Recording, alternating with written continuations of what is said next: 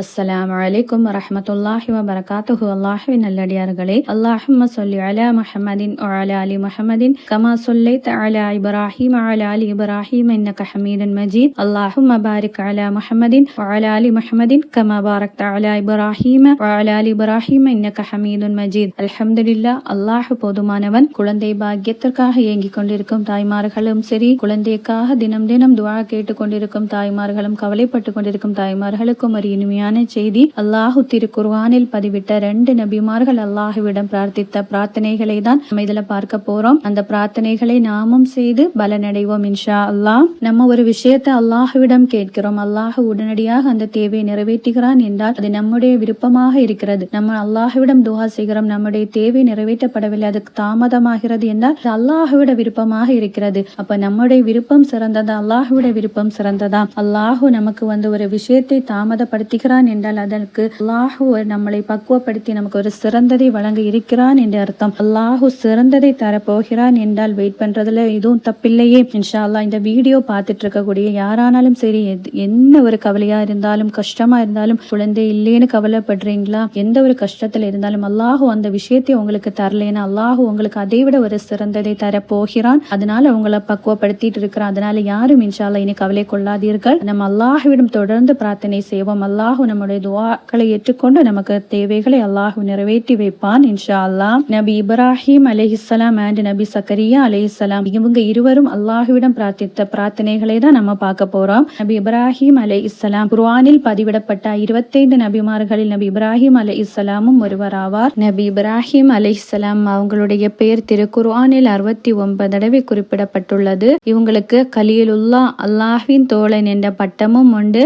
நபிமார்களில் உள்ள பெரும்பாலானோர் இவர்களின் வழித்தோன்றலாக இருப்பதால் இவர்களுக்கு அபுல் அன்பியா, நபிமார்களின் தந்தை என்ற சிறப்பு பெயரும் உள்ளது. இவருக்கு பின்னர் வேறு எவர் வழியிலும் நபிமார்கள் தோன்றவில்லை. வேதம் அருளப்பட்ட 4 ரசூல்மார்களும் இப்ராஹிம் அலைஹிஸ்ஸலாம் அவர்களின் வழி வந்தவர்கள் ஆவார்கள். பல நல்லொழுக்கங்களை துவங்கியவர்களும் இவர்கள்தான். நபி ஸல்லல்லாஹு அலைஹி வஸல்லம் அவர்களை நோக்கி, நபியே, பின்னர் நேர்மையாளரான இப்ராஹீமின் சன்மார்க்கத்தை நீங்கள் பின்பற்ற வேண்டும் என்று நாம் உமக்கு வஹி அறிவித்தோம். அவர் முஷ்ரிக்குகளில் இணை வைப்போரில் ஒருவராக இருந்ததில்லை என்று சூரா நஹ்ல்ல அல்லாஹு பதிவிடுகின்றான். இப்ராஹிம் அலைஹிஸ்ஸலாம் அவங்களுடைய மனைவி சாரா அம்மையார், இவங்களுக்கு வயதான போதிலும் ஒரு குழந்தை பாக்கியம் இல்லாமல் இருந்தது. இப்ராஹிம் அலைஹிஸ்ஸலாம் தொடர்ந்து தன் இறைவனிடம் பிரார்த்தனை செய்தவர்களாக இருந்தார்கள். அதை புரிந்து கொண்ட சாரா அம்மையார் பணிப்பெண்ணான ஹாஜர் அம்மையாரை திருமணம் முடிக்க சொன்னார்கள். தன் மனைவியின் ஆலோசனைக்கு இணங்க இப்ராஹிம் அலைஹிஸ்ஸலாம் மனம் முடித்தார்கள். அல்லாஹ் அவர்களுடைய பிரார்த்தனை ஏற்றுக்கொண்டு அழகான ஒரு ஆண் குழந்தை அவர்களுக்கு அல்லாஹு வழங்கினான். இஸ்மாயில் அலைஹிஸ்ஸலாம் என்று அவர்கள் பெயர் வைத்தார்கள்.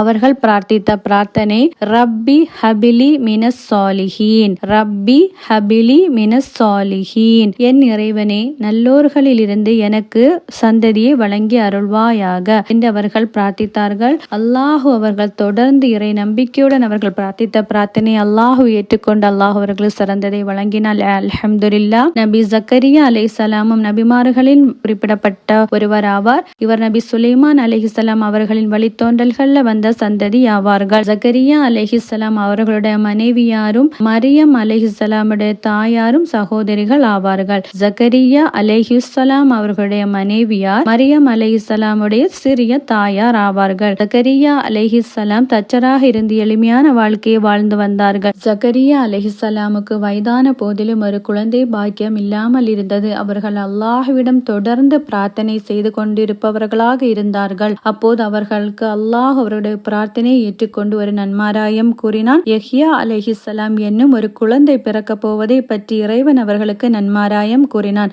அவர்கள் பயந்தவாறே இருந்தார்கள். தள்ளாடும் வயதில் என்னுடைய மனைவி எப்படி ஒரு குழந்தையை பெற்றெடுக்க முடியும் என்று அவர்கள் பயந்து கொண்டார்கள். அதற்கு அல்லாஹு திருக்குர்ஆனில், முன்னர் நீர் ஒன்றும் இல்லாது இருந்த பொழுது நாம் உம்மை படைக்கவில்லையா? அல்லாஹு சூரா மரியமில் குறிப்பிடுகின்றான். அல்லாஹு எதையும் படைக்க ஆற்றல் மிக்கவன்.